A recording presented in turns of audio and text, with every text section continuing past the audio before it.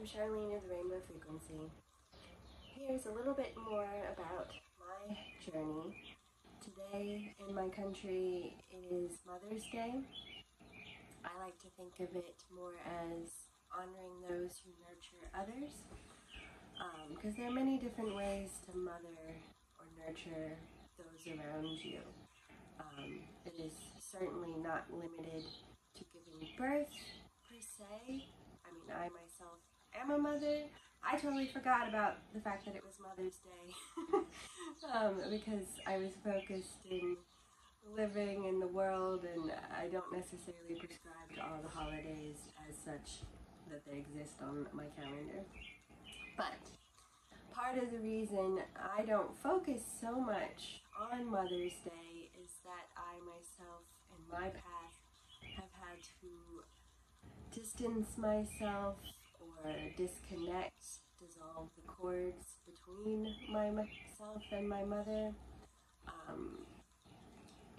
I've done it more than once. I did it as a young person with my biological father, and then later in life I realized that it was not a healthy relationship, so I chose to distance myself from my mom so that we could both heal in our own space and rights.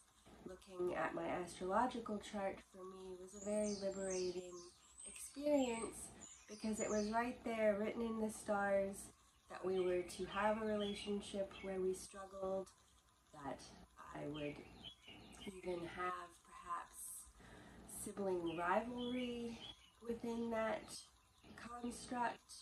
Very interesting how many details you can dig into and see that you are an eternal soul. You came here to learn and grow. A lot of times it's through our familial relationships that produce the challenge that we need in this lifetime to push us forward.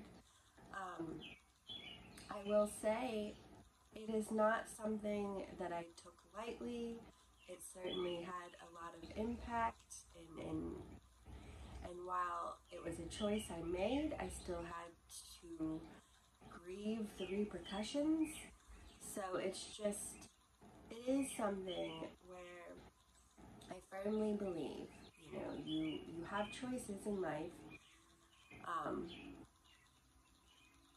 and you can also cultivate family around you non-biologically to create a network, a sacred circle of people to fill those roles.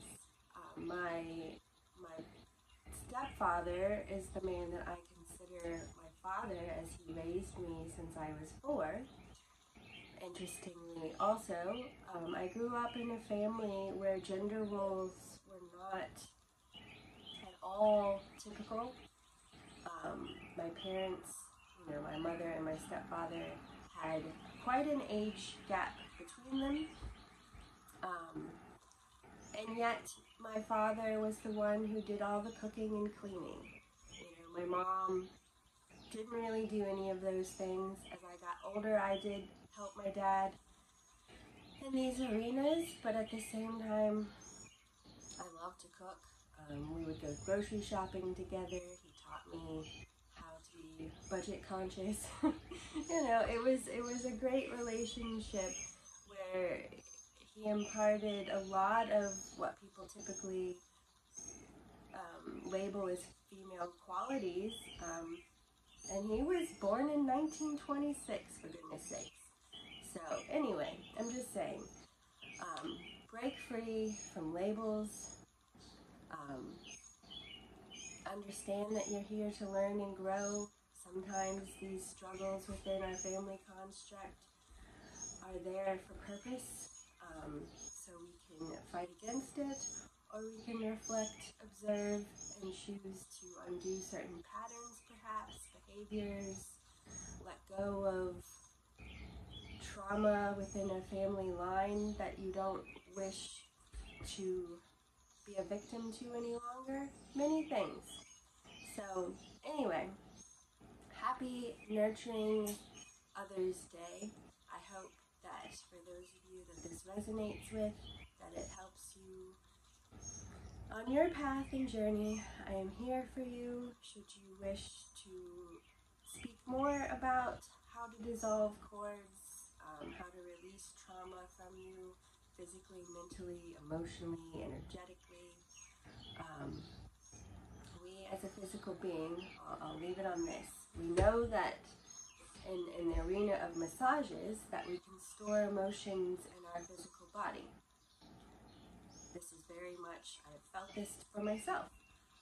With energy work as well, there are times where there are different placements or releases that can occur to let go of blockages or stored emotion, trauma, energy.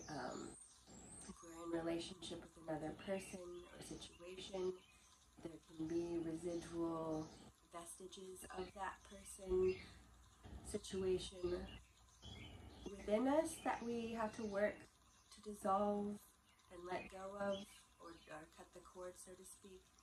So, anywho, things to consider. I'm here if you would like a holistic medium and guide to aid you on this journey. Best wishes, all the love, and really stop and consider how it is that you nurture others and yourself.